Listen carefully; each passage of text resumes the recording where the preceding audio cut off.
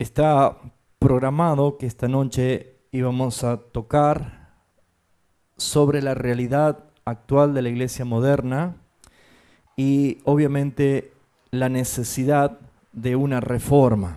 ¿Por qué la iglesia del siglo XXI necesita una reforma?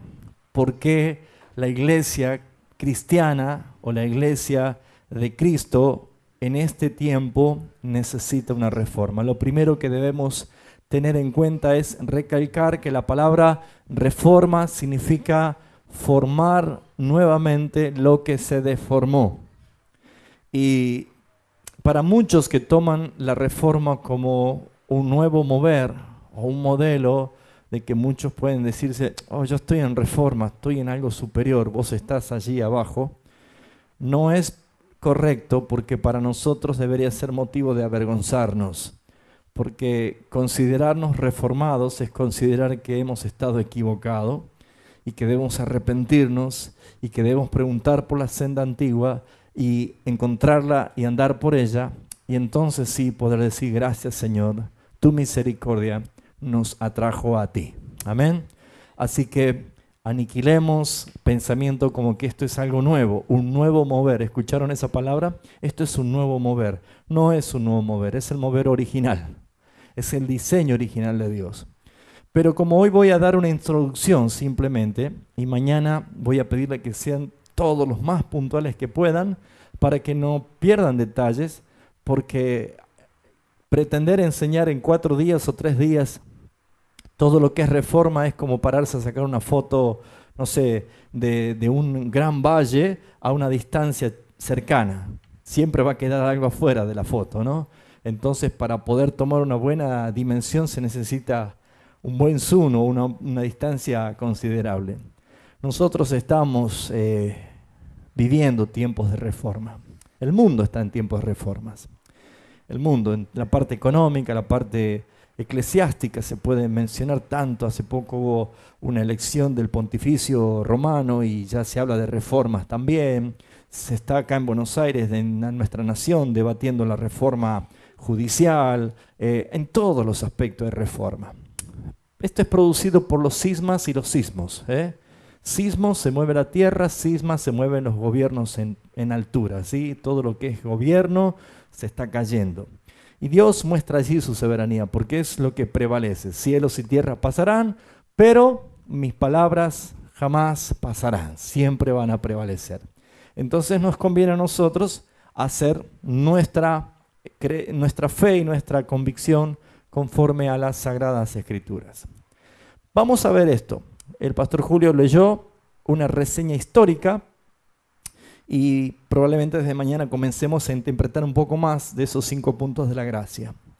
Pero lo que es notable es saber que siempre puede haber 2 alternativas. Es más, Dios puso como un Dios que evidencia para nosotros dualidad. Siempre hubo la luz, las tinieblas, la bendición, la maldición, la vida, la muerte. Siempre hubo 2 alternativas, el camino ancho, el camino angosto, el Señor, el Dios del universo o el adversario, Satanás. Siempre hemos visto esto. Y termina justamente con la redención, que es la salvación o la condenación. ¿Y qué opinaría usted si de pronto, cuando muchas personas están convencidas de que están haciendo lo correcto, que están caminando por el camino correcto, si de pronto los velos se quitan y se da cuenta de que estaba caminando por un camino equivocado? Nunca, jamás las buenas intenciones van a justificar las malas acciones, jamás. Por más buenas intenciones que uno tenga, siempre que haya malas acciones, nunca se justifica. Entonces, es una terrible y fatal consecuencia creer que algo es bueno y provechoso cuando en realidad desconozco que es mortal y venenoso. Eso es terrible. Como padre tenemos mucho amor hacia nuestros hijos, y cuando algunos de ellos se enferman y tenemos que darles su medicina, tenemos que estar bien seguros qué es lo que le vamos a dar, porque no quisiéramos nosotros, con el amor que tenemos, hacerle daño si equivocamos su medicina. Entonces necesitamos justamente tener bien seguro qué es lo que vamos a ofrecer. Como una mamá o un papá que cocina y va a dar de comer a sus hijos, nunca ningún hijo ha cuestionado qué es lo que se hace, cómo se prepara, simplemente se sienta a comer y se satisface de lo que le sirven. Pero qué responsabilidad tremenda es saber qué ingredientes usamos para cocinar. Hace algunos años allí en Tucumán, una mujer que bondadosamente en su casa había hecho un comedor comunitario y daba de comer a muchos niños pobres, huérfanos, una mujer muy conocida allí. De pronto ella preparó una comida, un guiso, una polenta, algo para los niños en invierno, sin darse cuenta que uno de los ingredientes estaba, no se sabe porque está en investigación, si estaba adulterado o estaba mezclado, pero tenía veneno. Murieron varios niños y ella quedó condenada en cadena perpetua. Nadie puede negar que ella tenía mucho amor hacia ellos, pero ¿quién puede quitarle la responsabilidad de lo que hizo? Me gustaría que nosotros reflexionamos como introducción, algo que compartí allí en Ushuaia, que confieso que fue algo espontáneo porque tenía otra cosa para compartir, pero el Señor me direccionó cambiándome el mensaje. Y vamos a ir al segundo libro de los Reyes, capítulo 4. Y vamos a ver acá una obra preciosa de la redención de Cristo. Y usted dice, ¿cómo vamos a encontrar a Cristo si estamos leyendo el Antiguo Testamento? Bueno, toda la palabra habla de Cristo, ¿sí? El Antiguo Pacto es el Nuevo que está velado y el Nuevo Testamento es el Antiguo que está revelado, ¿sí? Entonces todo habla de Cristo, nada habla de otra cosa. Entonces aquí vamos a ver la gracia del Señor, la redención del Señor, la salvación de nuestro Señor Jesucristo a través de un cuadro histórico y profético, porque se aplica perfectamente a los tiempos de hoy. Vamos a ir entonces al segundo libro de los Reyes, capítulo 4, versículo 38. Milagros en beneficio de los profetas. Primer pregunta. ¿Beneficio a quiénes se hizo? A los profetas. ¿Cuál es la responsabilidad de los profetas? Muy bien. ¿Qué significa profetizar? Anunciar un mensaje que proviene de Dios, ¿sí? Un mensaje de parte de Dios. Los profetas son anunciadores de mensajes de parte de Dios. Se podría entender que un arquetipo de profetas son los predicadores, los pastores, los maestros que anuncian mensajes de Dios. Entonces vamos a direccionar principalmente esta enseñanza no tan solo a la iglesia, sino también a todos los pastores, predicadores y maestros de la palabra de Dios. ¿Por qué? Porque como una mamá tiene una tremenda responsabilidad de cocinar algo saludable para los hijos, transmitir una palabra delante del pueblo de Dios que es para alimentarse, se necesita total dirección del Espíritu Santo. Por eso es que aún hoy me siguen temblando las piernas, porque si yo tengo que dar un mensaje de Dios puede suceder dos cosas: que yo tenga razón y ustedes deban cambiar, o que ustedes tengan razón y yo deba cambiar. No puede haber dos verdades. Si yo tengo la verdad, entonces ustedes tienen que cambiar. Y si ustedes tienen la verdad, soy yo el que tengo que cambiar. Pero supuestamente soy yo el predicador, soy yo el maestro que tengo que enseñar, entonces tengo que tener convicción de lo que voy a enseñar. Por lo tanto, si el Espíritu Santo le da testimonio que lo que se está enseñando es la verdad, porque quien convence es el Espíritu Santo, no yo, nunca me salió bien convencer a nadie, la tarea es del Espíritu Santo, entonces en usted se va a hacer un clic. ¿Por qué? Porque hay solamente una verdad y es absoluta. Cuando se dicen todo es verdad, entonces aniquilamos la verdad verdadera. ¿Sí? ¿Vio que hoy en día dicen todos los caminos van a Roma? ¿O todas las religiones van a salvar? ¿O todas las religiones tienen su verdad? Si todo es verdad, entonces estaríamos cometiendo un atentado contra la verdad. Pero existe una sola verdad. Tomando esto, vuelvo a decir, esta introducción a lo que es la doctrina de la gracia va dirigida principalmente a todos los pastores, predicadores, profetas, ministros de la palabra de Dios y por ende cada padre y cada madre que tiene la responsabilidad, de enseñar y de educar a sus hijos. Dice el versículo 38. Si me dará un poquito de agua, por favor.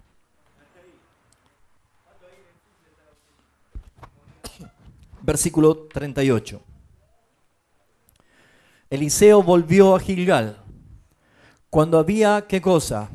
Una grande hambre en la tierra. Vamos a extraer muchos principios de estos textos. En el caso de el varón de Dios o el profeta, acá en este caso Eliseo, vamos a usar la tipología de este varón de Dios como la persona del Espíritu Santo, que es el que nos guía. Romanos 8:14 dice la palabra que todos los que son guiados por el Espíritu, estos son hijos de Dios. Entonces, en este caso vamos a tomar la figura del profeta Eliseo que tipifica a la obra del Espíritu Santo guiándonos. ¿Qué es lo que tenemos que hacer? Reconocemos lo siguiente: había una grande hambre en la tierra. Mucha hambre. Apetito no es lo mismo que hambre. Apetito es no comer quizás por varias horas o por un día y uno siente hambre. Pero el hambre es la desesperación por comer algo, aunque más no sea basura. La Escritura revela, por ejemplo, cosas que tal hambre hubo en el sitio de Samaria, de los sirios, que dice la Escritura que hasta se comieron sus hijos. Eso es hambre. Cuando Jesús profetiza la caída del muro de Jerusalén y la destrucción del templo en Mateo capítulo 24, dice: ay de las que estén encinta y de las que críen hijos en aquellos días, porque lo que hizo Roma es sitiar Jerusalén, y cuando alguien está sitiado no puede ni salir ni entrar nadie. Hasta que se acaban las provisiones, se debilitan, y dice la Escritura que hay gran hambre. El historiador Flavio Josefo comenta diciendo de que en el año 70 después de Cristo, cuando Tito, el hijo del emperador Vespasiano, sitió a Jerusalén, era tal el hambre que incluso se comían a sus niños. El hambre es desesperación. Y esto nos va a llevar a un plano espiritual. La Escritura dice que Dios enviará hambre de oír la palabra de Dios. Pero vemos el primer punto. Dice a continuación: y los hijos de los profetas estaban con él, por lo que dijo a su criado, a su sirviente: pon una grande olla y haz potaje para los hijos de los profetas. Primer punto, Eliseo vio la necesidad, tenían hambre. También había visto el profeta que estaban los hijos de los profetas. ¿Qué quiere decir? Eran aprendices. Era la escuela de profeta que tenía Elías y que había heredado Eliseo para ser el que continuaba.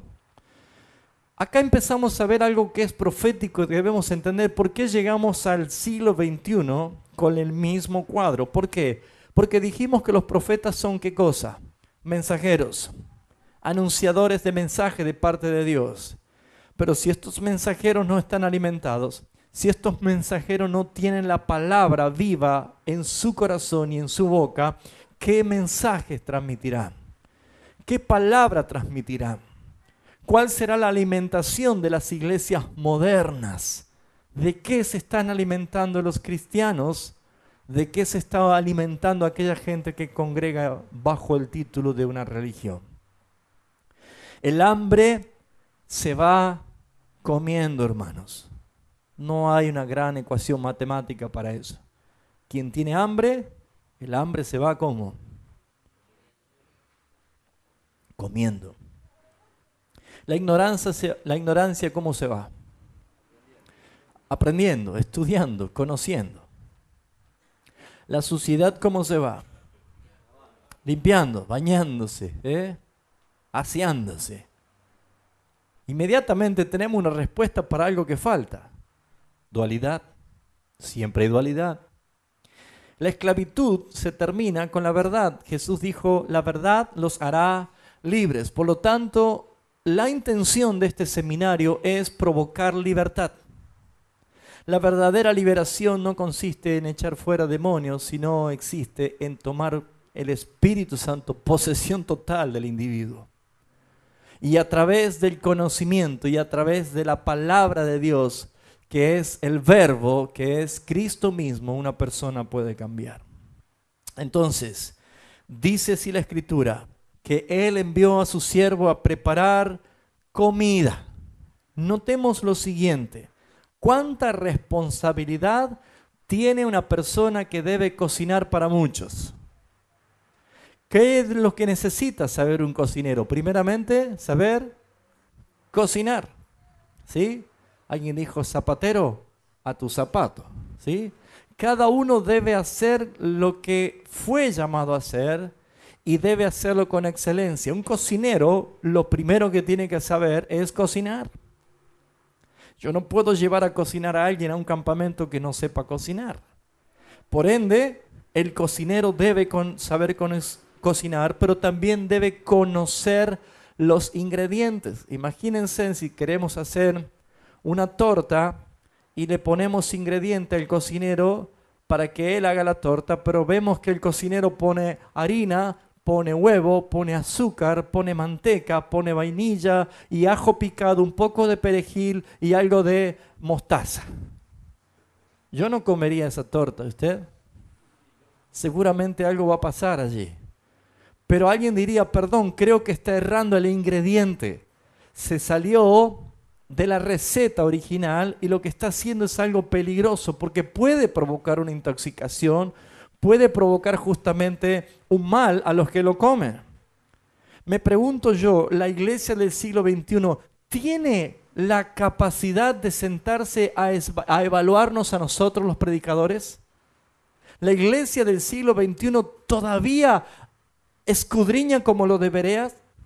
La iglesia del siglo XXI es considerado como nobles, como lo de Tesalónica, que recibían con gusto la palabra, pero inmediatamente iban a las Escrituras a corroborar que lo que se enseña es bíblico. No, absolutamente no. Entonces, es vulnerable, es factible que cualquier profeta, mensajero, traiga engaño, traiga una receta desconocida. Y las evidencias están a la vista. Lo que hoy se llama iglesia de Cristo, yo le llamaría la iglesia humana, la iglesia humanista, la iglesia del hombre. ¿Por qué? Porque fue destronado Cristo y fue entronado el hombre. ¿Qué vio Eliseo? Que había hambre. ¿Qué hizo Eliseo? Envió a un siervo, a un sirviente. Este sirviente, que probablemente era un profeta también, porque era una guarnición, una escuela de profetas, seguramente fue con un propósito. Algunas versiones de la Biblia, por ejemplo, del lenguaje actual, dice, y uno de los profetas fue a buscar. Y fíjense lo que dice el versículo 39. Diga conmigo, y salió. Y salió. ¿Cuál era la necesidad? Había hambre. ¿Qué es lo que no había? Comida. ¿Qué es lo que necesitaban? Un cocinero. Ese cocinero no tenía los ingredientes. ¿Qué tenía que hacer? Salir a buscar los ingredientes. Muy bien, la iglesia ha entrado en crisis los últimos 100 años. ¿Por qué? Porque al ignorar las doctrinas bíblicas de la gracia, al dejar de lado la historia de la iglesia, porque la iglesia no es la última Coca-Cola en el desierto, la iglesia moderna, sino que la iglesia es el fruto o el producto de una historia. Y la historia son sucesos históricos encadenados desde que Jesucristo ascendió y vino el Espíritu Santo. Nosotros pertenecemos a la iglesia que Cristo fundó y la fundó sobre los cimientos de la doctrina de los apóstoles. Pero si usted se pregunta, ¿cuántos en las iglesias ni siquiera saben qué significa la palabra doctrina? Para muchos la palabra doctrina no tiene cabida en su conocimiento porque jamás la escucharon, jamás la mencionaron. ¿Y qué vamos a pretender hablar de la doctrina de la gracia o del pacto eterno de redención? Y mucho menos como el pastor Julio ha nombrado, ¿quiénes son los arminianos? ¿Quiénes son los calvinistas? ¿Quiénes son los agustinianos o los pelagianos? Dice, ¿qué está hablando? Las reformas que han habido, las muertes que han habido, las persecuciones, las familias enteras quemadas en hogueras, a la iglesia del siglo XXI le importa muy poco, diría nada. Por eso necesitamos una reforma.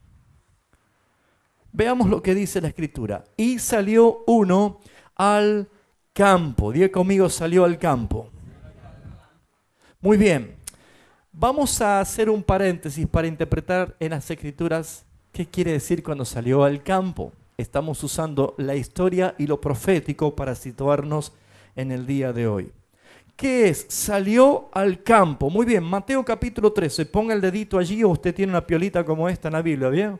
Póngala allí y vamos a Mateo capítulo 13 y vamos a ver el versículo 38 cuando Jesús está aclarando o enseñando acerca de la parábola del trigo y de la cizaña. Vio que muchas veces dijimos, sí, en la iglesia hay trigo y cizaña. Hay quienes son del Señor y hay quienes no son. Nunca Jesús dijo que esto es en la iglesia. Esto dijo que es en el campo. Y dice el versículo 38, el campo es el mundo. Diga conmigo, el campo es el mundo. ¿De dónde sacan los predicadores que el campo es la iglesia? Vio que se dice, en la iglesia hay trigo y cizaña. Cuando le apuntamos a algún hermano que no lo tragamos mucho, decimos, esa es una cizaña. Y tenemos un problema de interpretación. Pero Jesús nunca habló de la iglesia, porque la iglesia de Cristo es santa, es pura, es sin mancha y sin arruga. Y nadie puede entrar a la iglesia si no lo introduce Él. Hola. Él es el rey al fin y al cabo, ¿no? Él decide quién entra y quién no. Yo no busco a Dios, Él me buscó a mí. Yo no elegí a Cristo, Él me eligió a mí. Por esa razón es que la iglesia, que es única, es universal, que es pura, es santa y sin mancha, no entrará allí ningún inmundo. ¿Se acuerdan de la parábola? ¿Cómo entraste aquí y no estás vestido de gala? Sáquelo afuera. Por lo tanto, descartamos del plano que el mundo, donde está el trigo y la cizaña, es la iglesia, el campo, perdón, sino que es el mundo. Jesús dijo, el campo es el mundo. La buena semilla son los hijos del reino y la cizaña son los hijos del malo. ¿Queda alguna duda que en el mundo hay dos clases de hijos? Jesús dijo que en el mundo hay hijos de Dios y en el mundo hay hijos del diablo. Ahora fíjense, este sirviente fue al campo donde hay hijos de Dios y donde hay hijos del diablo.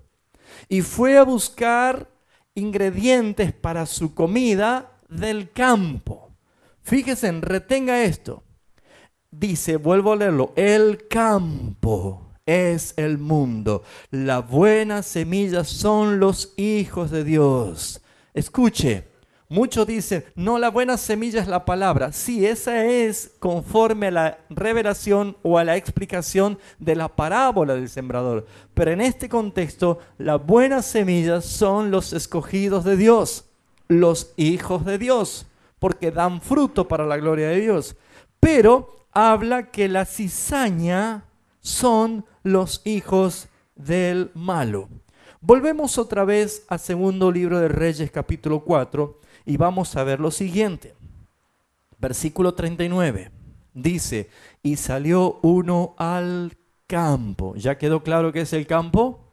Muy bien. Un profeta salió a buscar qué palabra le damos a la iglesia como alimento bíblico. Un mensajero de Dios, en vez de buscar algo concreto, salió al campo a buscar qué darle a la iglesia. Saben, hermanos, con la llegada del modernismo, introduciéndose en la iglesia, también se introdujo el humanismo y se introdujo la mundanalidad. Por lo tanto, ustedes van a ver que es más imposible, o más difícil, perdón, es la palabra, es más difícil ahora que antes de poner de acuerdo a dos personas. Porque cada uno tiene una verdad subjetiva y ha dejado de lado la verdad objetiva. ¿Qué es una verdad subjetiva? Es que esto es verdad porque yo lo siento así. Esto es verdad porque yo lo experimenté y es verdad. Esto es verdad porque a mí me resulta. Esta es la verdad porque veo los frutos. Eso es subjetivo. La verdad es absoluta. Y fíjense ustedes que debemos reconocer que acá dice que salió uno al campo a recoger hierbas. Trigo y cizaña había en el campo. Y halló una como parra montés. Diga conmigo, ¿cómo? No era. Parecía, pero no era. Fui a buscar algo como doctrina bíblica, pero no era. Parecía, pero no era. Pero dice que éste llenó su falda de calabazas silvestres. Y diga conmigo, y volvió. Primero salió y ahora volvió. Fíjense en que hay actividad, hay verbos aquí. Hay cosas que se están ejecutando. Uno salió a buscar en campo hierbas y halló algo como. Parecía. Y saben, hermanos, tenemos que tener muy en claro lo siguiente. Jesús habló de hijos de Dios e hijos del diablo. Acá vemos nosotros que este hombre fue y recogió algo como, pero miren lo que dice, y las cortó en la olla del potaje, y leamos junto lo que dice allí, pues no sabía lo que era. ¿Cuántos se pararon en púlpitos a predicar lo que no sabía lo que era? Uno de esos era yo. ¿Cuántas cosas pude haber enseñado sin saber lo que era? ¿Cuántas cosas se dicen sin estar seguro de lo que es? Por eso predicadores tiemblen a la hora de estar delante de la iglesia. Porque ¿qué es lo que se le enseña a la iglesia? ¿Cuál es la palabra? ¿Cuál es la verdad que se está enseñando? En esto consiste la reforma. Por esa razón, amados hermanos, Jesús identificó los hijos de Dios y los hijos del diablo. Ahora, ¿qué pasa si alguien va a buscar qué darle de enseñanza a la iglesia y sale al mundo, a las naciones, sale por todo lugar? Y dicen, bueno, si aquella iglesia tiene semejante mover de Dios, debe ser que tiene la verdad. Mire la cantidad de gente que tiene. Pero aquella iglesia es tan chiquitita que no va nadie. Seguramente no tienen la verdad. Ese es el criterio subjetivo. La iglesia más pequeña del mundo fue la de Cristo estando en la tierra. Solamente tenía 12 seguidores y toda una multitud le seguía porque le daba de comer. Pero el día que él le dijo el costo de seguir a él, se fueron. Y le dijo Jesús a los apóstoles, ¿y ustedes también se quieren ir? Y ellos le dijeron por boca de Pedro, Señor, ¿a quién iremos? Solo tú das pescados y panes como nadie. ¿Así dijeron? No. ¿Qué apuntaba Pedro? ¿Qué era lo más importante para Pedro y los apóstoles? Su palabra, la palabra de vida eterna. ¿Qué busca la gente hoy? ¿Palabra? No, panes y peces. ¿Qué busca la gente? Milagros, señales, bienestar, estar bien, estar felices, estar contentos, estar liberados, tener prosperidad, tener autos, tener casas, tener riqueza, tener fama. ¿Grabaste tu CD? ¿Ya escribiste tu libro? ¿Ya hiciste tu película cristiana?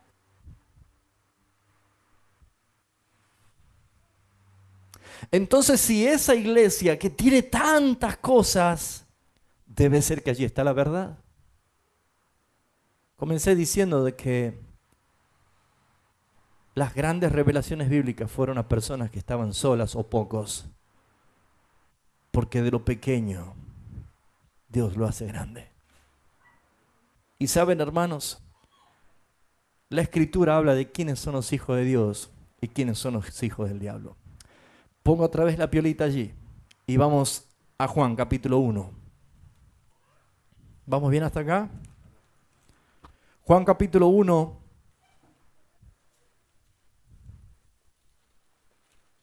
Revela la Escritura lo siguiente. Versículo 9. Aquella luz verdadera que alumbra a todo hombre venía a este mundo. En el mundo estaba, y el mundo por él fue hecho, pero el mundo no le conoció. A los suyos vino, y los suyos no le recibieron. Mas a todos los que le recibieron y a los que creen en su nombre les dio potestad de ser hechos hijos de Dios, los cuales no son engendrados de sangre, ni de voluntad de carne, ni de voluntad de varón, sino de Dios. Juan dio testimonio de él y clamó diciendo: este es de quien yo decía, el que viene detrás de mí, es antes de mí, porque yo era primero. Porque de su plenitud tomamos todos, y gracia sobre gracia. Pues la ley por Moisés fue dada, pero la gracia y la verdad vinieron por medio de Jesucristo. ¿Qué dijo que vino por medio de Jesucristo? La gracia y la verdad. Los hijos de Dios reconocen la gracia y la verdad.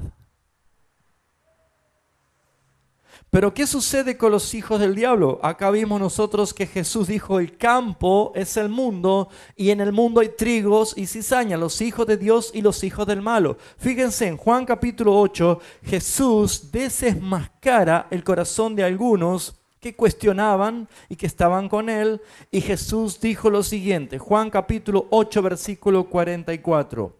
Vosotros sois de vuestro padre el diablo. ¿Lo ven? Jesús dijo esto. No fue el arrebatado Pedro. No fue el sanguíneo Juan. No fue Simón el celote que acostumbrado a militar. No fue ningún hombre impulsivo. Quien dijo esto fue la verdad. Jesús es la verdad. Y él dijo: vosotros sois de vuestro padre el diablo. Y habla de vuestro padre. Recién dijo que los hijos del malo son la cizaña. Hay gente que es hijo del diablo. No lo invento yo. Está en la escritura que usted está leyendo. Y dice, ¿qué es lo que identifica a los hijos del diablo? Dice: los deseos de vuestro padre queréis hacer. Los deseos de vuestro padre queréis hacer. ¿Qué es lo que quiso Satanás ser o hacer? Subiré al cielo, en lo alto, junto a las estrellas. Allí pondré mi trono y seré semejante al Altísimo. ¿Lo logró? Al cielo no. Pero ¿sabe qué es lo que logró? Meterse en medio de los semejantes al Altísimo. Satanás mismo en su deseo mostró de que quería que Jesús se postre y le adore a él. ¿Qué busca Satanás? Adoración. ¿Qué hace la iglesia moderna cuando no adora en espíritu en verdad? Lo hace en la carne y en el engaño. Por lo tanto, la adoración la recibe Satanás. Entonces encontramos aquí de que por ignorancia muchas personas están adorando a Satanás sin darse cuenta que es Dios el que demanda adoración hecha en espíritu y en verdad. Para adorar en espíritu debo ser nacido del espíritu, y para adorar en verdad debo conocer la verdad que es Cristo conforme a su palabra. Los deseos de vuestro padre queréis hacer, y aclara diciendo: él ha sido homicida desde el principio y no ha permanecido en la verdad. Aquí hay un llamado de atención. Dice: no ha permanecido en la verdad. Lucifer salió de la verdad y se transformó en el padre de la mentira. Cuando habla Dice, porque no hay verdad en él. Cuando habla mentira, de lo suyo habla, porque es mentiroso y es padre de mentira. Hay una traducción que dice, padre de mentirosos. ¿Cuántos utilizan púlpitos para dar mentiras, diciendo, Dios me ha dicho? Así dice el Señor. Y apuntan a cosas terrenales y no celestiales. ¿Cuántas personas escuchan falsas profecías? ¿Cuántos son falsos profetas que salen a buscar y a preparar comida venenosa para los hijos de Dios? Volvemos al segundo libro de Reyes, capítulo 4. Parecen, pero no son. Jesús identificó que hay engaño. Satanás mismo se disfraza como ángel de luz. ¿Cuántas personas engañarán a otros? Jesús dijo, tened cuidado, que habrá muchos engañadores que vendrán en mi nombre. Si de esas megas iglesias que dicen que son cristianas, pero que se practican muchas veces las hechicerías, si en vez de decir, así dice Jehová el Señor, diría, así dice el diablo, seguramente muchos abrirían sus ojos y saldrían corriendo. Pero como utilizan el engaño, como no usan la verdad, como se apartaron de la verdad, dejaron de lado la doctrina bíblica, la sana doctrina, y lo único que se enseña, se predica, son mensajes subjetivos. Lo que siento, lo que me gusta, lo que vivo, lo que experimento, pero nunca basado en la palabra de Dios. Dice la Escritura en 2 Reyes 4, pues no sabía lo que era. Predicador, ¿usted sabe lo que predica? Pastor, ¿usted sabe lo que enseña? Maestro, ¿usted conoce lo que está enseñando? Los que nos toca preparar la comida espiritual para la iglesia, ¿sabemos lo que estamos preparando? ¿Conocemos lo que son los ingredientes? Las 5 solas de la fe reformada comienza por sola escritura. Solo la escritura. No hay nada fuera de la escritura que provenga de Dios. Todo lo que la escritura dice es el amén de Dios, porque Él es el verbo, Él es la palabra. ¿Cuántas cosas se hacen conforme a las emociones humanistas? Dice el versículo 40, después sirvió para que comieran los hombres. Esto ya estaba hecho, estaba consumado. Pero sucedió que comiendo ellos el guisado, acá tenemos que interpretar algo, se llevó a cabo. Saben, hermanos, creo que hace muchos años se viene comiendo cosas peligrosas. Comiendo ellos el guisado, gritaron diciendo, varón de Dios, hay muerte en la olla. Alguien se dio cuenta. Dios siempre levanta en una congregación a alguien que se da cuenta que están perdiendo el rumbo. Dios siempre va a levantar en una congregación a alguien o algunos que empiezan a decir, no, se está enseñando algo que no es bíblico, estamos yendo mal, tengamos cuidado. Empiezan a sentir mal gusto a la comida, empiezan a sentir un olor diferente, no es lo que acostumbramos a comer, algo está pasando, deténganse, estamos comiendo veneno.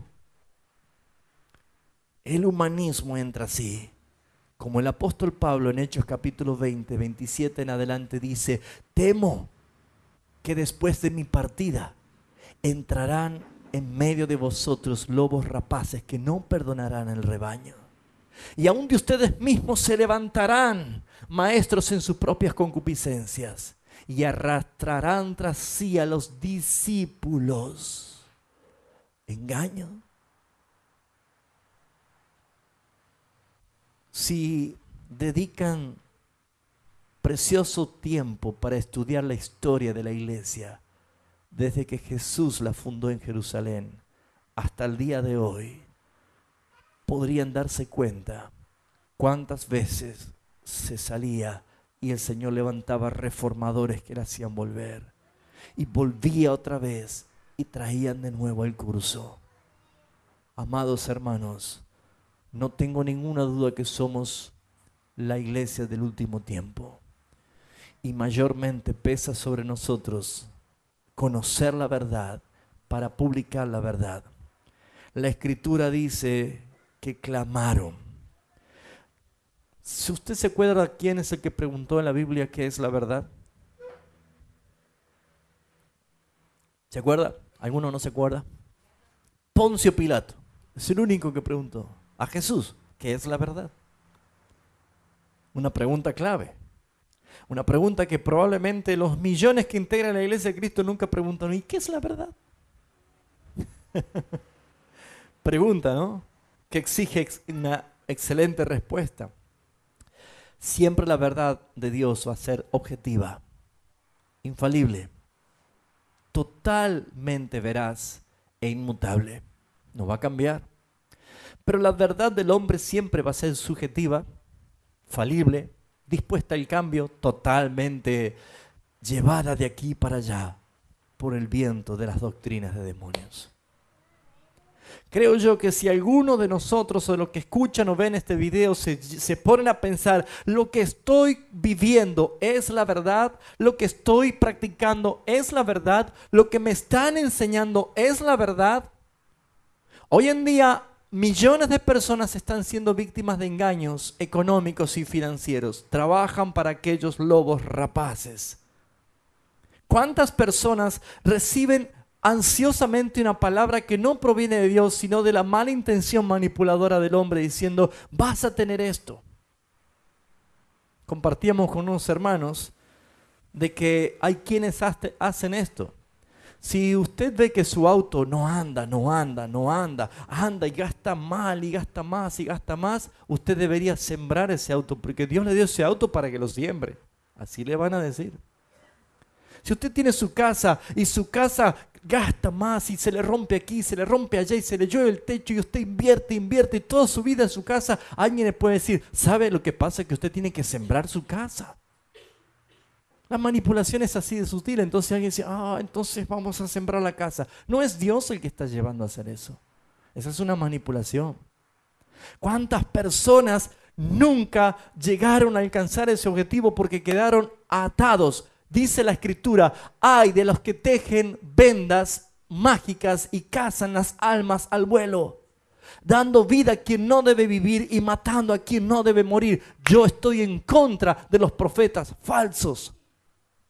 Y la iglesia, por ignorar la verdad, por ignorar la historia de la iglesia, está entregada totalmente a sentarse a la mesa y a comer un guiso con veneno. Terrible error. ¿Por qué necesitamos una reforma?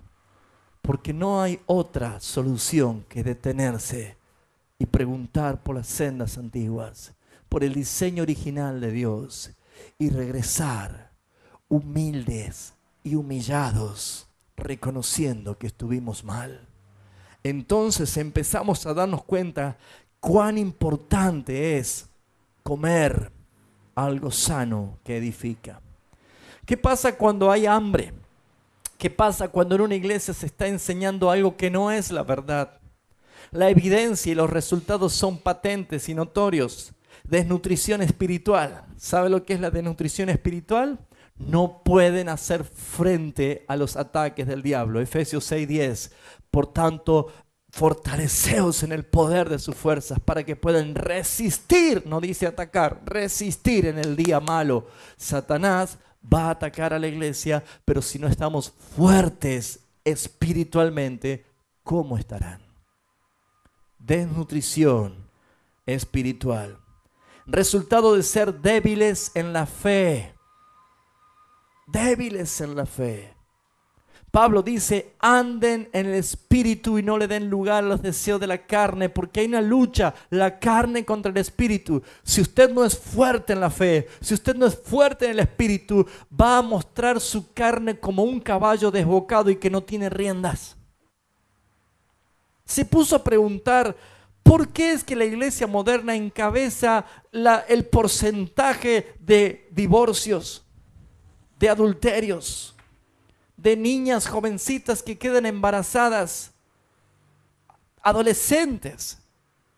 ¿Cuántos abortos? ¿Por qué no hay santidad? ¿Por qué predomina la carne?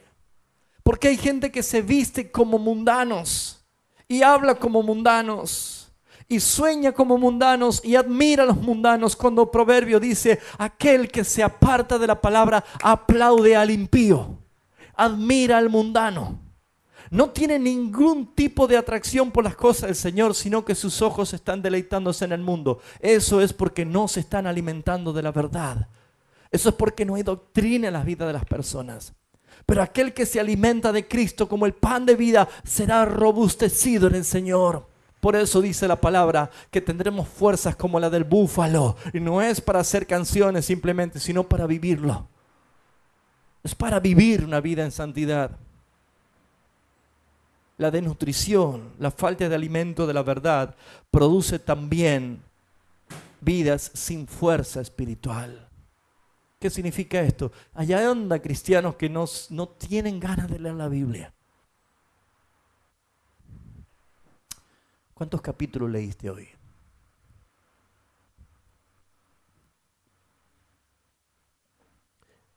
¿Cuántos capítulos leíste esta semana?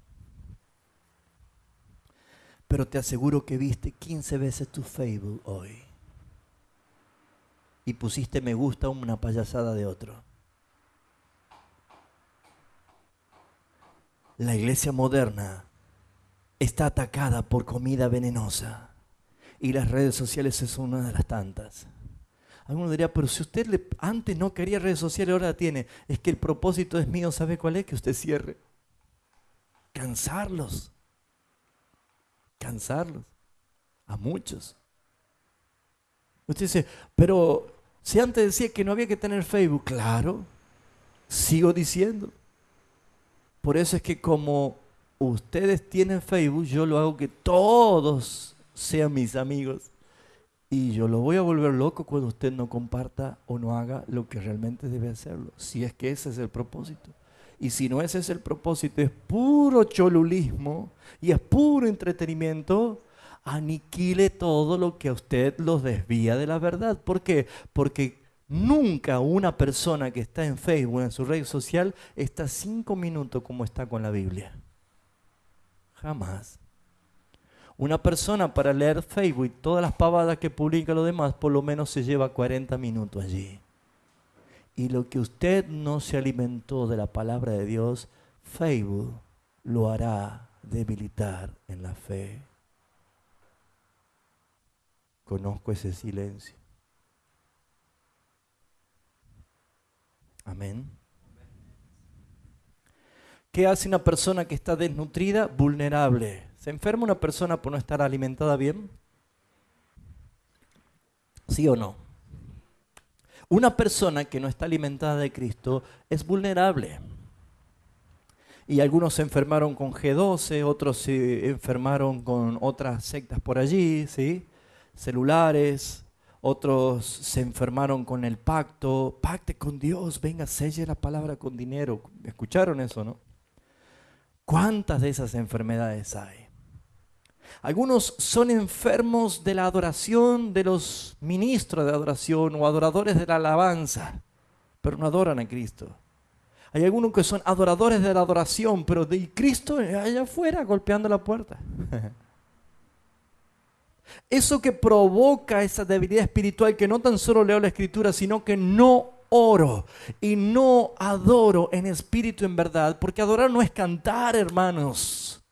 Cantar es una de las maneras que se puede utilizar algunas veces para adorar.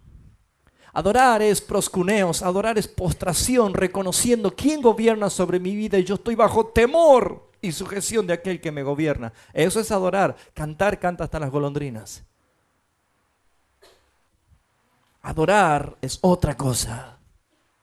Orar es un diálogo, no un monólogo, es un diálogo, es un intercambio. Una vida espiritual se hace fuerte por la lectura, por la oración y la dádiva. Hermanos, por tras de las evangelios de prosperidades y de hacer incentivar a la gente 7 veces se levanta a veces reuniones, ofrendas en una reunión. Esto me consta porque es así. Y antes que se vaya y usted ya está por salir, ya aparece el ujier con la bolsita exprimiéndole la última moneda para que saque. Y que pacte, que siembre y que selle y no sé qué más pueden hacerlo. Por este tipo de robo a mano armada o sin arma que se hace hoy en día, están aniquilando la generosidad y la dádiva, que es una expresión de amor. Porque Dios no negocia con nosotros, ni yo puedo negociar con Dios. La iglesia primitiva tenía doctrina y entre esas estaba que no había ningún necesitado en la iglesia porque todos tenían en común las mismas cosas. ¿Por qué? Porque los que se convertían vendían sus casas, sus herencias y las traían a los pies de los apóstoles para que administren y no haya necesitados. Pero sin embargo hoy en día toda la iglesia está necesitada y esos apóstoles están cada vez más enriquecidos. Es enfermedad por no estar alimentados de la palabra de Dios. ¿Cómo se resuelve este problema? Un clamor. Diga conmigo, clamando. Clamando. ¿Saben? Donde está viendo una resurrección, una reforma, donde está viendo una luz de reforma, donde hay lugares, mire, acabamos de venir del fin del mundo, de Ushuaia, y el pastor allí, Gabriel, alquiló un hermoso lugar, pero éramos no más que en el que estamos esta noche. Y fíjense ustedes que bajo ningún aspecto dijimos, como quizás otros grandes ministros del mundo dirían, esto es un fracaso, suspendamos la reunión, suspendamos el congreso porque es un fracaso. No vinieron nadie, pagame lo que me tenés que pagar y yo me voy. Gloria sea al Señor, que Él es el que convida a quien quiere convidar, lo que quiera dar. Amén. Así que despreocúpese. En el arca había lugar para tantos, pero los tantos eran animales y solo 8 personas nomás se salvaron. Algo nos habla. Amén. Hay un clamor. ¿Por qué hay lugares que se están abriendo a reforma? Porque de medio de tanta Babilonia hay un Daniel que dobla sus rodillas, por más que esté en un foso de leones. Porque en medio de tanto fetichismo y manipulación de Babilonia, hay 3 más que están doblando sus rodillas, aunque el horno esté 7 veces más caliente. ¿Por qué Dios visita poderosamente a aquellos que claman? Porque es Dios el que provoca, el que produce, así como el querer, como el hacer. Hay quienes le pasa por delante y no lo ven. Y hay quienes ya hace años sienten de que hay algo más y no lo puedo ver. Y cuando te das cuenta que el Señor te sacó las vendas, te rompió las cadenas y decís, ¿ahora qué, Señor? Ahora empezá a clamar. Empezá a clamar. Porque lo que están comiendo muchos es veneno. Señor, veo muerte en esa olla. Hay muerte, está envenenado. Ningún veneno es de bendición. Jamás. Y saben, hermanos, Dios abre los ojos a quien Él escogió para salvación. Y cierra los ojos Él a los que no escogió para que no vean. Usted dirá, ¿qué está diciendo? Vayamos por favor a Mateo capítulo 13 y vamos a ver la escritura, lo que nos dice acá. Mateo capítulo 13, en el versículo 10, los discípulos le preguntaron a Jesús después que dio la parábola del sembrador. Los discípulos se acercaron y le dijeron, ¿por qué les hablas por parábolas? Mateo capítulo 13, 10. Él respondiendo les dijo, porque a vosotros os es concedido saber los misterios misterios del reino de Dios, mas a ellos no les es dado. Porque cualquiera que tiene se le dará y tendrá más. Mas al que no tiene, aún lo que piensa que tiene le será quitado. ¿Qué significa? Que aún muchos que dicen que yo tengo fe, que voy a la iglesia, hasta esos que no han sido llamados, les será quitado ese poco sentir que tenían de buscar a Dios y se volverán al mundo y dirán, esto es vida.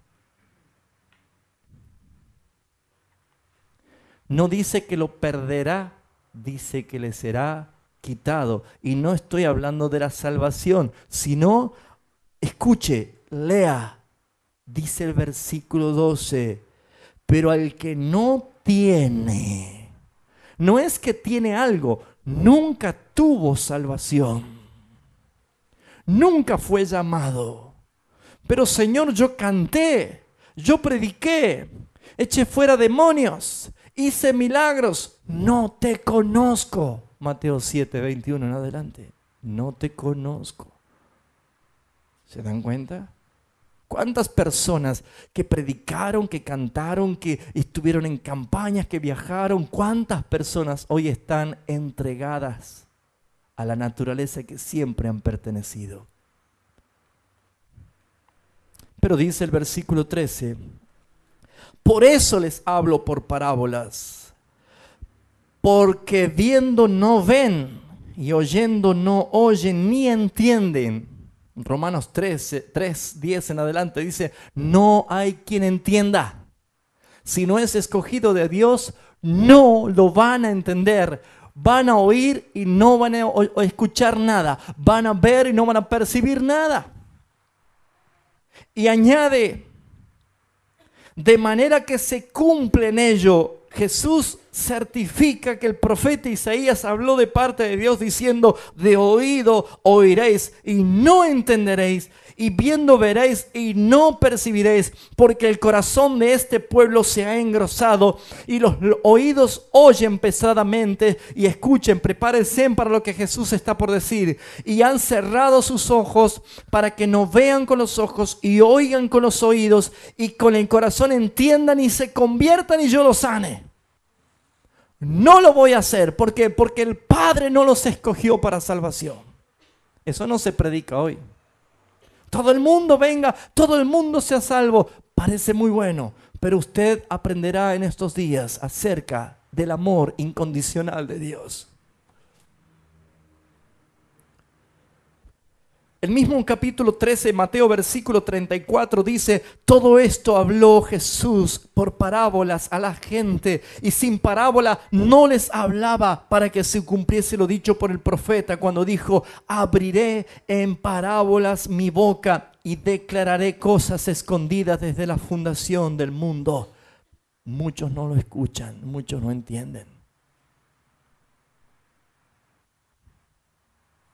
Es como que viene gente a su casa y usted le habla de cosas, de cuentos, de cosas figuradas. Pero cuando se van le agarra a sus hijos y dice, mire, esto es así, así. Dice, ¿por qué nosotros nos habla de frente? Porque son mis hijos. Y en este tiempo final Dios pone su firma. Yo estoy haciendo esto.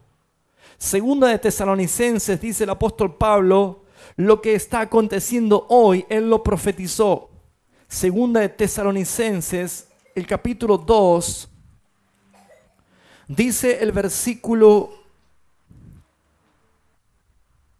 7, porque ya está en acción el misterio de la iniquidad, solo que hay quien al presente lo detiene hasta que él a su vez sea quitado de en medio. Entonces se manifestará aquel inicuo, a quien el Señor matará con el espíritu de su boca y destruirá con el resplandor de su venida, inicuo cuyo advenimiento es por obra de Satanás. ¿Por obra de quién es?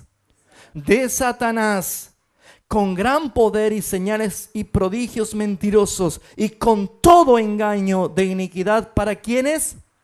Para los que se pierden. ¿Sabe Dios quiénes se pierden, sí o no? ¿Sabe Dios quiénes se salvan, sí o no?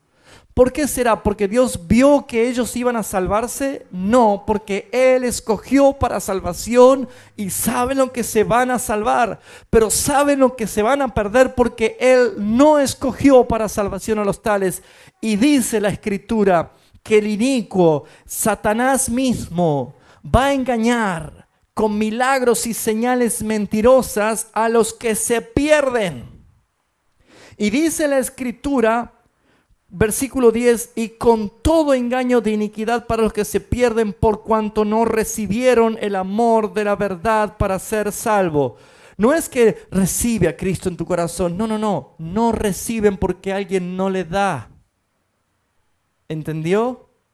¿Y quién es el que da la vida? Es el Padre. El Padre es que da, y a quien quiere lo da. Dice la Escritura, a quien Él quiere lo da. Todo esto vamos a ver desde mañana. Y añade, fíjese usted lo que dice, versículo 10, 11. Por esto Dios les envía un poder engañoso para que crean en la mentira, a fin de que sean condenados todos los que no creyeron en la verdad, sino que se complacieron en la injusticia. Usted dirá, ¿cómo? ¿Dios les envía un poder engañoso? ¿Usted lee lo mismo que yo en la Escritura? ¿Cuál es el propósito? Para que crean en la mentira. ¿Cuántas gentes están a veces en mega iglesias y esos predicadores están hablando puras herejías? Hay quienes salieron de allí horrorizados y dicen, nunca más volvemos a ese lugar. Dios se lo reveló. Pero hay quienes hacen idolatría y dicen incluso que proviene de Dios. Dicen, ellos recibieron un poder engañoso a fin de que crean la mentira, porque no se van a salvar. Si usted quiere enojarse conmigo, enójese, pero yo estoy leyendo la misma Biblia que usted. Y cuando predicadores predican todo lo contrario a la palabra de Dios, hay de aquellos que dicen algo que yo no dije, dice la Escritura. Clamor. Volvemos a Reyes, Segunda Reyes. Clamaron diciendo, Señor, hay muerte en esa olla. ¿Cuál es la solución? ¿Qué es lo que hizo el Señor? Dice el versículo 41. Entonces dijo Eliseo, traed harina. ¿Con qué solucionó Eliseo el problema de la olla? Con harina. ¿Qué es harina? ¿El producto de qué? Del trigo molido. ¿Figura de quién el trigo molido? Cristo. Figura del trigo molido. Isaías lo vio en el 53, ¿no? Molido fue por nuestras rebeliones. El castigo de nuestra paz fue sobre él y por sus llagas fuimos nosotros curados. Glorioso. Acá la única solución que da es que intervenga la redención de Cristo. Aquí la única solución es que conozcamos la doctrina de la gracia. Aquí la única manera de que lo que estaba camino a la muerte sea transformado en algo glorioso es cuando Cristo es preeminente, cuando Cristo es anunciado, cuando Cristo es predicado. Por eso es que no puede haber iglesias cristianas si predican del hombre. No puede haber adoraciones cristianas y se habla, renuévame, lléname, sáname, libérame, todo para mí. ¿Dónde está tu adoración al trono? No puedo decir que soy cristiano si estoy escogiendo qué quiero escuchar y qué quiero que me den. Si soy cristiano, Cristo es mi Señor y toda la gloria es para Él y solamente su nombre va a ser proclamado. Pablo dijo, no quiero saber otra cosa de vosotros, solamente a Cristo crucificado. Amén. Qué importante, ¿no? Pero Cristo manifestó dos grandes realidades en la redención. Cantamos Cordero y León. Y muchos quieren tener a Cristo solamente como el Cordero. ¿Qué más manso tenemos que un Cordero? Inmolado, allí crucificado. Pero el que está sentado en su trono no es un Cordero, es un león. Es el respeto, es la autoridad. Se ha perdido la reverencia Se utiliza el nombre de Dios en vano. Necesita una reforma la iglesia. Temed delante de Él toda la tierra, dice la Escritura. ¿Con qué me presentaré delante del Señor? ¿Quién entrará a tu lugar santo? La Escritura es clara sobre esto. Traed harina. Traigan harina. Alguien que está clamando, el Espíritu Santo te va a decir, busquen a Cristo. Traigan a Cristo. Trae a Cristo a tu matrimonio, trae a Cristo a tu hogar, trae a Cristo a tu familia. Trae a Cristo a tu iglesia, trae a Cristo a tu boca, predicador. Trae a Cristo en tu consejería, pastor. Trae a Cristo en tu pizarra, maestro. Traigan a Cristo. El trigo molido. Traigan a Cristo y échenlo en lo que van a comer. No dijo, tiren esa olla, tiren esta envenenada, hagan algo nuevo. No. Reformar es formar algo que se deshizo. Si tenía que cocinar de nuevo, yo no iba a hacer reforma.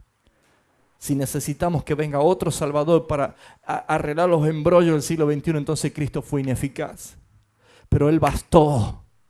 Él es el sumo sacerdote que intercede por nosotros delante del Padre de día y de noche. Él es nuestro Dios. Traigan a Cristo. Que Cristo sea lo que purifique. Dice que trajeron la harina y la esparció en la olla y dijo, ahora den de comer a la gente. ¿Y qué dice allí? Leamos juntos. Y no hubo más mal en la olla. Cuando alguien entra en reforma, cuando alguien conoce la doctrina de la gracia, es muy difícil que se salga ya de allí. Porque es reconocer lo que Él hizo por nosotros cuando no merecíamos absolutamente nada. Gloria a tu nombre, Señor. ¿Ustedes recuerdan quién fue el que multiplicó los panes y dio de comer a la gente y sobró? Jesús fue el segundo, él no fue el primero. La Escritura dice acá abajo, fíjense, toda es tipología de Cristo, acá está Cristo, hermano. Jesús aquí en los evangelios hizo algo que dio el cumplimiento a lo que era figura y sombra. Todo el antiguo pacto era una anunciación profética que en Cristo se iba a cumplir todo. Y dice la Escritura, el versículo 42, vino entonces un hombre de Baal Salisa, el cual trajo al varón de Dios panes de primicias y 20 panes de cebada y trigo nuevo de su espiga. Y el varón de Dios dijo, da a la gente para que coma. Ya tenía el guiso que estaba limpio. Había echado harina y ya estaba totalmente listo para comer. Y ahora dicen, den pan a la gente. Y respondió el sirviente, ¿cómo pondré esto delante de 100 hombres? Habían 100, ¿y cuántos panes eran? 20. Es como que se transporta Felipe otra vez dialogando con Jesús, ¿no? ¿Cómo daré de comer a tantos? No nos alcanza. Acá pregunta exactamente lo mismo. Y dice la Escritura, pero él volvió a decir, da a la gente para que coma. Porque así ha dicho Jehová, comerán y sobrará. Entonces lo puso delante de ellos y comieron y les sobró conforme a la palabra de Dios. Aquí está Cristo, hermano. Predicador, si usted tiene que hablar de Cristo solamente en el nuevo pacto, ¿dónde está su visión de Cristo? Porque Cristo está desde el Génesis hasta el Apocalipsis. Todo habla de Él. Todo aparece Él porque es Cristo inclusivo. Cada detalle, cada cortina, cada color, cada palo, cada alimento, cada ave, todo lo que aparece es Cristo. Predique a Cristo. ¿Y cómo concluimos esta enseñanza, esta introducción a Reforma? De la siguiente manera.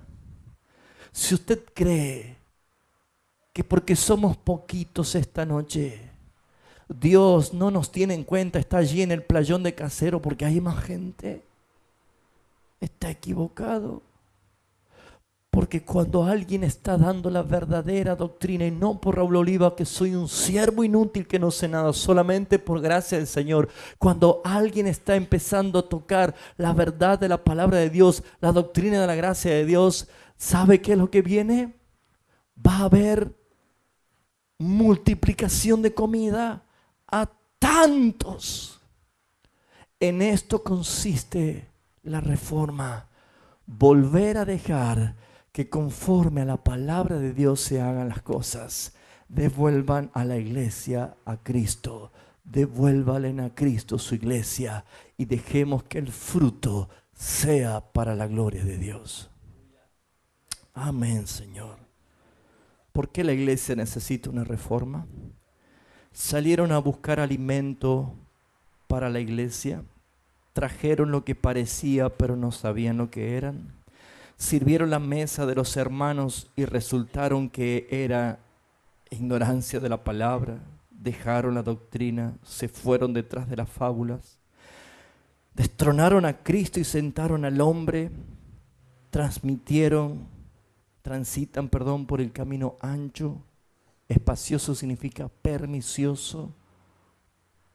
¿Puedo bailar hip hop de la iglesia? Dale, no hay problema. ¿Podemos hacer fiesta de Halloween en la iglesia para que los jóvenes no se aburran? Sí. ¿Podemos hacer una barra caribeña en la iglesia? Sí. ¿Y si en la reunión de jóvenes, pastor, nos deja que bailemos el baile del caballo? Sí. ¿Y si cantamos la cumbia papal para que los jóvenes? Sí. ¿Saben que hay pastores que dicen sí a todos como los perritos que van en los taxis? Sálgase de esa iglesia porque está caminando por el camino ancho, pernicioso, que lleva a la muerte. Jesús nos dejó la huella del camino angosto, que no hay lugar para caminar dos charlando. Es tan angosto que es personal. Y la palabra angosto es la palabra griega eslivo, que significa angustia, dolor, tribulación, desesperación. Ese es el canal uterino donde pasamos angosto, pero sale a la vida. Angosto es el camino que lleva a la vida.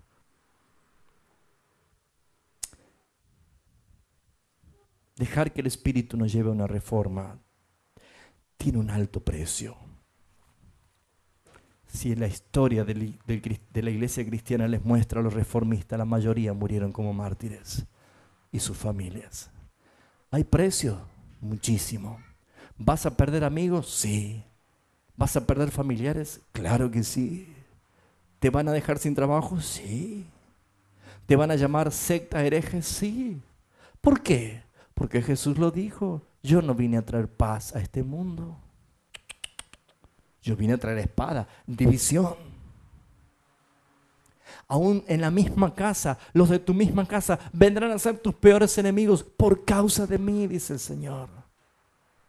Pero serán bienaventurados, felices, dichosos cuando los persigan, cuando los difamen, cuando digan toda clase de mal mintiendo. Si a nuestro mismísimo Señor, los religiosos de esa época le dijeron que por Belcebú hacía todas las cosas, ¿por qué se ofenden si te dicen secta? ¿Por qué se ofenden si te dicen están endemoniados, están fanatizados? Hermanos, hasta que no venga Cristo, no será arrancado la cizaña del trigo, pero cuando Él venga, se sabrá quiénes están en la derecha y quiénes están en la izquierda, quiénes están en su granero y quiénes irán a la hoguera eterna. Mientras tanto, predica la palabra, predica la verdadera palabra de Dios.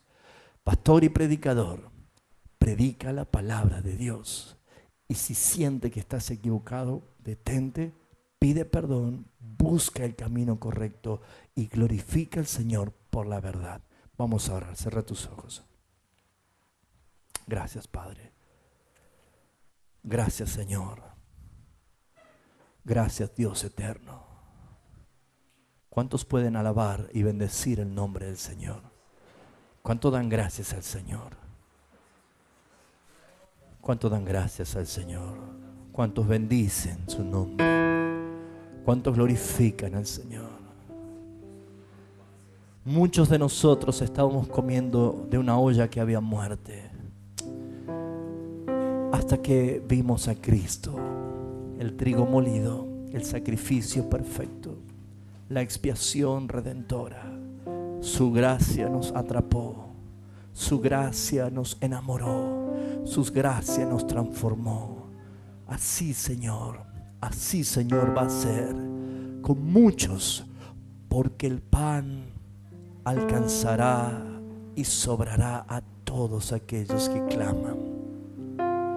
Gloria a tu nombre, Jesús. Te adoramos, Padre. Mi oración es por aquellos pastores, predicadores, maestros, ministros, padres de familia, que tenemos la responsabilidad de preparar el alimento para darle a nuestros hijos, para darle a la iglesia, para darle a los oyentes. Ayúdanos a ser fidedignos a tu verdad, a no ser neófitos, sino para utilizar bien la palabra de verdad, a fin de que todos los oyentes sean perfectos y cabales, y que glorifiquen, Señor, tu nombre. Ayúdanos a reconocer con humildad que estuvimos equivocados y que llamamos iglesia lo que tú ves como una sinagoga de Satanás. No estamos haciendo prosélito, Padre, tú lo sabes, bajo ningún aspecto para mostrar una institución,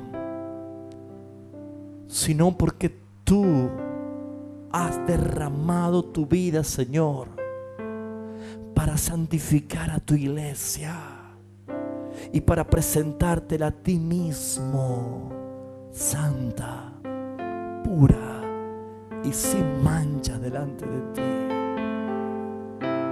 Glorifícate, Señor, en medio nuestro, y autorízanos, Padre, en tu nombre, por la obra del Espíritu Santo, para que estos días podamos conocer tu gracia conforme a las Escrituras. La gloria y la honra sea para ti, Señor. Yo expuse lo que me diste. Haz tú la obra, Señor, porque es tu iglesia. Tú ministras mi vida, como la de todos los que están allí, como la de todos los que ven y oyen este video. Pero tu nombre, solamente tu nombre, sea glorificado. No a nosotros, Señor. No a nosotros, Señor. Solo a tu nombre da gloria. Alabe al Señor, iglesia. Alabe al Señor.